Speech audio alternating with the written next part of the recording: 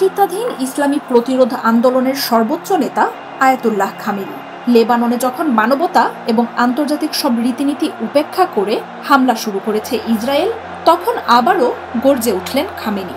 দ্ব্যর্থহীন ভাষায় বললেন, এই হামলায় হিজবুল্লাহ পরাজিত হবে না। বিভক্ত মুসলিম বিশ্ব যার অঙ্গুলি হেলনে ঐক্যবদ্ধ হয়ে ওঠে, তিনি ইরানের সর্বোচ্চ নেতা আয়াতুল্লাহ আলী খামেনি, যার কারণে এত বছর ধরে এত চেষ্টা সত্ত্বেও ফিলিস্তিনের দখল বা মধ্যপ্রাচ্যকে নিয়ন্ত্রণে আনতে পারেনি ইসরায়েল ও এর মিত্ররা।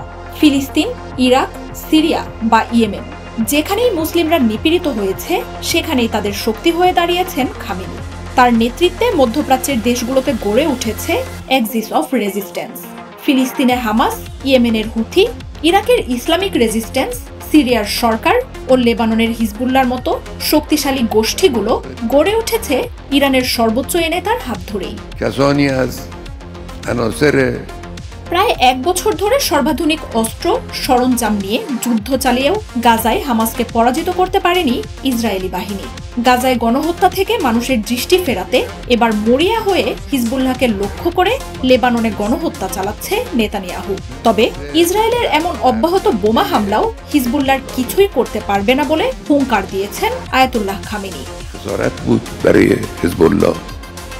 বুধবার তেহরানের সামরিক বাহিনীর সাথে এক সম্মেলনে আয়াতুল্লাহ খামেনি বলেন, ইসরায়েলের এমন আক্রমণে ভেঙে পড়বে না হিজবুল্লাহ। বলেন, গোষ্ঠীটির কমান্ডারদের হত্যা করা হলেও আরও শক্তিশালী হয়ে উঠে দাঁড়াবে হিজবুল্লাহ। খামেনি বলেন, হিজবুল্লাহর সম্পদ, সামর্থ্য ও দক্ষতা ধারণার চেয়েও অনেক বেশি। ইসরায়েলের হামলায় তাদের কয়েকজন কমান্ডারের মৃত্যু ক্ষতির কারণ হয়ে এলেও গোষ্ঠীটির ভিত অনেক বেশি শক্তিশালী। ইসরায়েলের বিরুদ্ধে শেষ পর্যন্ত ফিলিস্তিন ও লেবাননের জয় হবে বলেও ঘোষণা দেন খামেনি। এ সময় লেবাননে চলমান পরিস্থিতির জন্য যুক্তরাষ্ট্রকে দায়ী করেন খামেনি।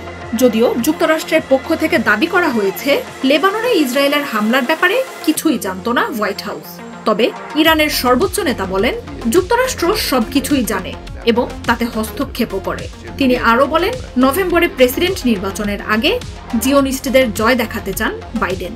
ইসরায়েলকে মধ্যপ্রাচ্যে সর্বাত্মক যুদ্ধের ব্যাপারে সতর্ক করতে বুধবার নিজেদের বিশাল অস্ত্র ভাণ্ডারের এক প্রদর্শনীও করে ইরান।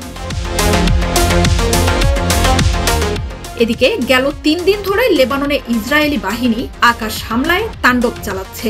নিহত হয়েছেন শত শত বেসামরিক নাগরিক। থেমেনি হিজবুল্লাহ।